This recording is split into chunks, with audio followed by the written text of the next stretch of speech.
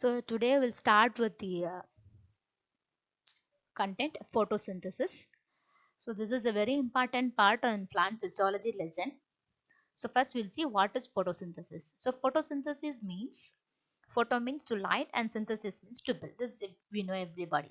Yes. So what is this is?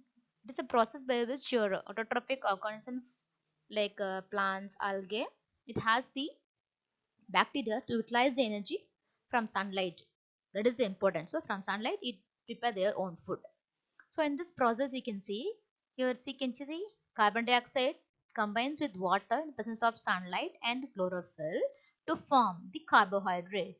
So the carbohydrate refers to the glucose over here and the oxygen is released as a byproduct. So this is a very important carbohydrate, especially this is a very good carbohydrate that is synthesized from the sunlight. Yes. Next question. Where does this photosynthesis occur? So photosynthesis occur in green parts of plants, just leaves, stem and floral buds. Okay. The very important point over here is pigments. So what is photosynthetic pigments and what are the different types of pigments and how it is done? So first thing is pigments involved in photosynthesis are called as photosynthetic pigments. Okay, it is divided into two. One is primary and other is the accessory. So chlorophyll A is the primary segment and chlorophyll B and carotenoids are the accessory pigments.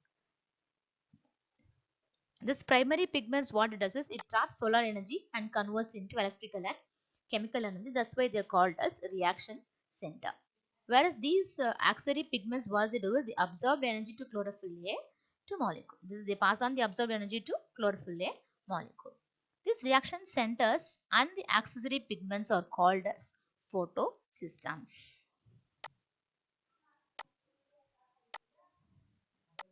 So you can see here.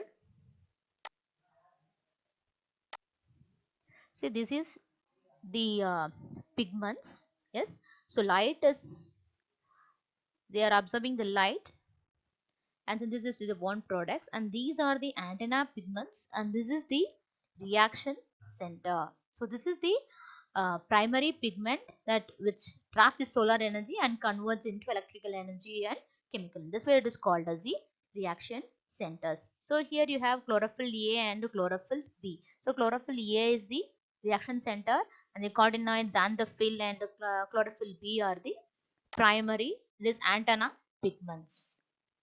So why chlorophyll A and B is both have the carbon compounds as their byproducts, but here the products will be different in terms of methyl alcohol or in terms of aldehydes. So different combinations of carbon compounds is as the chlorophyll B and chlorophyll A. The different colors, green in color or yellow in color, that depends upon the chlorophyll. Normally chlorophyll is green in pigment.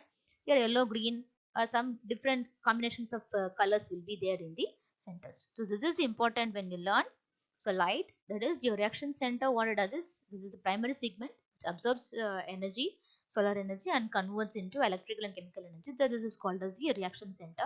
And other things are your antenna pigments, which means they are xanthophyll, carotenoids and chlorophyll B. And next you can see is I said both reaction centers and axillary pigments together are called as photosystem, that you can see here. So this is the photons, which this one trap the energy, and these are the antenna pigments. This is the how they are transferring their electrons. So this is your reaction centers where they absorb the light energy and transferring into some chemical energy into electrical, and this is the electron transfer, that is electrical energy, and where this process is going on is called the reaction center, and this is your antenna pigments. So these together forms the photosystem that is given here. So synthesis what is reaction centers and auxiliary pigments are called as photosystems. Now we'll go with the role of sunlight in photosynthesis. So this sunlight takes place inside the chloroplast. The structure of this is given. Chloroplast is a light dependent light reaction and light independent is dark reaction that takes place at different sites in the chloroplast module. So one is light reaction and the other is the dark reaction. So this is a very important part B question, or it may be asked in differentiation of light dependent and light independent. So we'll see how it happens. So this was discovered by Robin Hill and is also called as Hill reaction or light reaction. This takes place in the presence of light energy in thylakoid membrane of the chloroplast.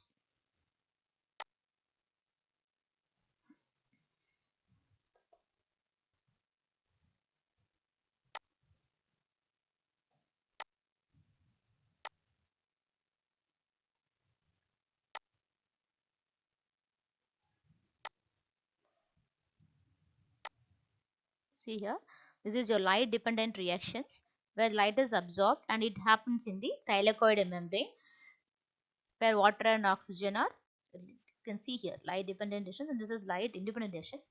This takes place in the stroma and this takes place in the thylakoid membrane.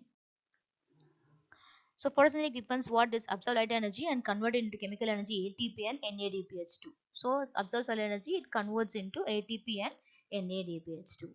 These are the products of the light reactions and this mode from thylakoid to stroma of the chloroplast.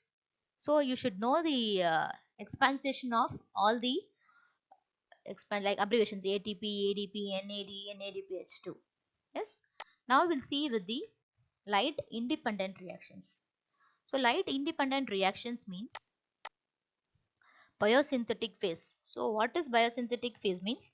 The phase in which synthesis of organic substances takes place is called as biosynthetic phase. That means synthesis of organic substances means the process involving the carbon compounds, that is synthesis of organic substance. It is called as biosynthetic phase. The phase in which synthesis of organic substance takes place in the is called as biosynthetic phase. It is in the chloroplast. You can see. So second step is called as the dark reaction, that is light reaction or Hill reaction. Here you see this spread out in the stroma. So you can see here this is explains in the stroma. This is the stroma part. And this also and is during this reaction carbon dioxide is reduced into carbohydrates with the help of light generated ATP and NADPH2. So carbon dioxide is reduced into carbohydrates to generate ADP and NADPH2. This is also called as Calvin cycle because it is carried only in the absence of light. Here you can see presence of light and this happens in the absence of light. So in time the inputs are carbon dioxide from the atmosphere and the ATP and NADPH produced from the light reactions. So the inputs is from the carbon dioxide from the atmosphere and the ATP and NAD is produced from the light reactions that you can see here.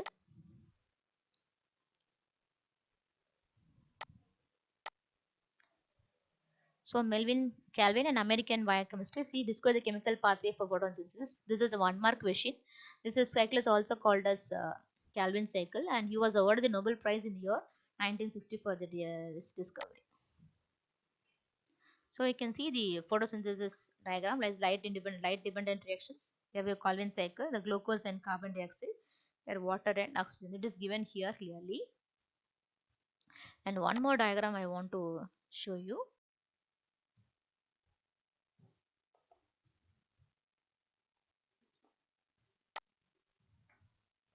So you can see clearly light reaction and light independent reaction. Light reaction independent reactions. So you can see here sunlight.